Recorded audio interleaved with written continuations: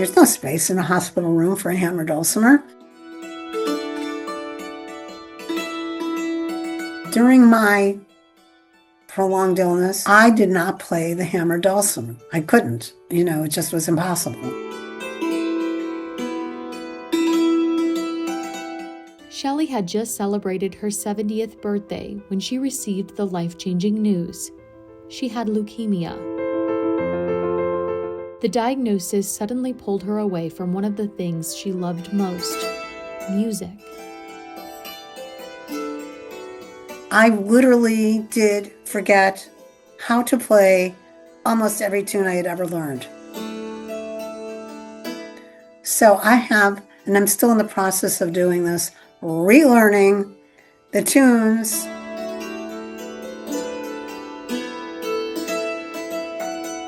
Shelley's symptoms appeared suddenly, not long after her surprise 70th birthday celebration. And I love taking walks, I would just daydream, taking walks, daydream, look at the scenery. And I found the weirdest thing was feeling my heart rate accelerating. Like, why is my heart beating so fast? Why am I getting so tired so quickly? And then I just noticed that it was getting worse every day. And I found that I could barely walk half a block without being exhausted.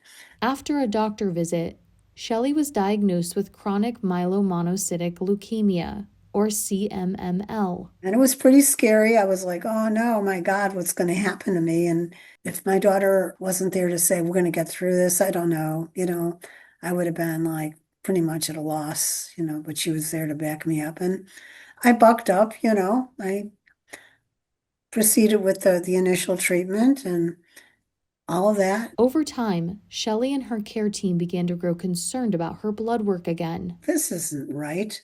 So I would send like my chart messages to the doctor, like, do I need to be concerned? I really think I need to be concerned. And finally, he agreed. Yeah, you really do need to be concerned. I was very distressed and freaked out because I thought, oh my God, that's like a death sentence. Her CMML transformed to acute myeloid leukemia. This happens in about 15 to 20% of patients over 5 years. I'm not somebody who gives up too easily, I like to win. I'm a lawyer. I think one of the things that really kept me going is, I would say, more than anything else, my daughter, I have to stay alive for my daughter. She has no brothers or sisters. She has no cousins.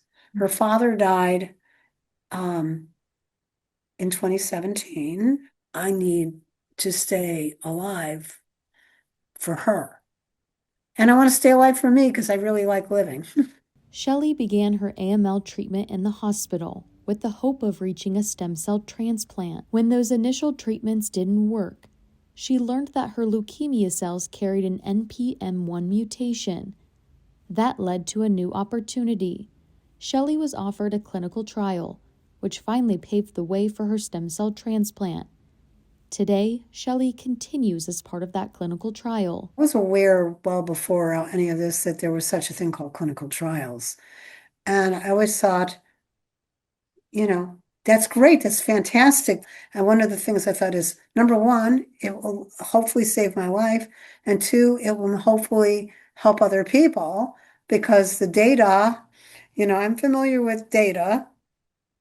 They'll be collecting data.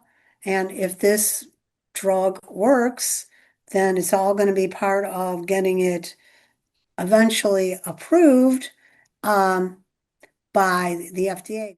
For Shelley, it's important that people understand what clinical trials are, so they can choose whether they want to learn more for themselves.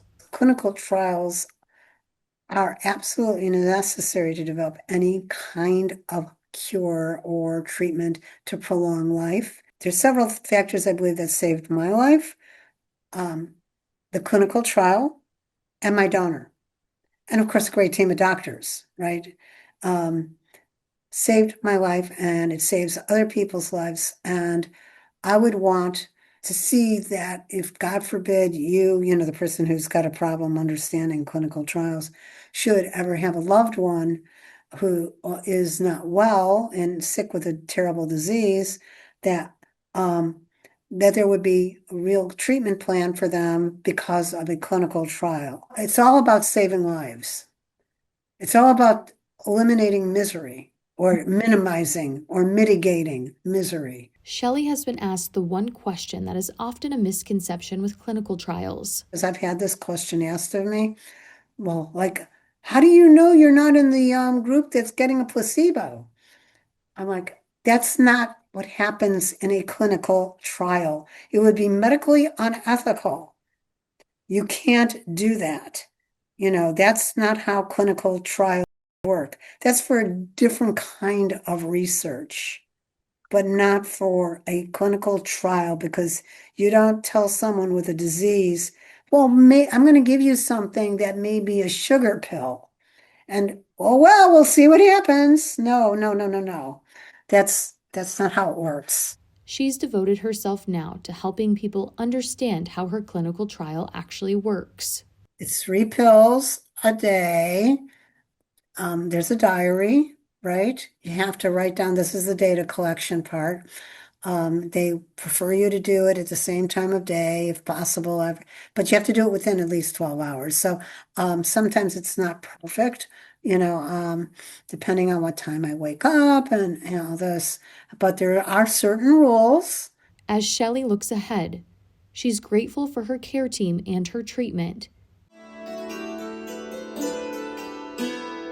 and hopeful they will help keep music in her life. I don't ever want to relapse. I always want to be on this medication because I want to live, and you can survive. Don't give up. I mean, you have to be a fighter. You have to fight for a lot of things in this world. And you need to be here for yourself and for other people. So fight on. Thank you, Shelley, for sharing your story and helping us humanize cancer. If this video was meaningful for you, we've queued up another video here, a playlist here, and make sure you subscribe. Thank you for being a part of the Patient Story community. You're not alone.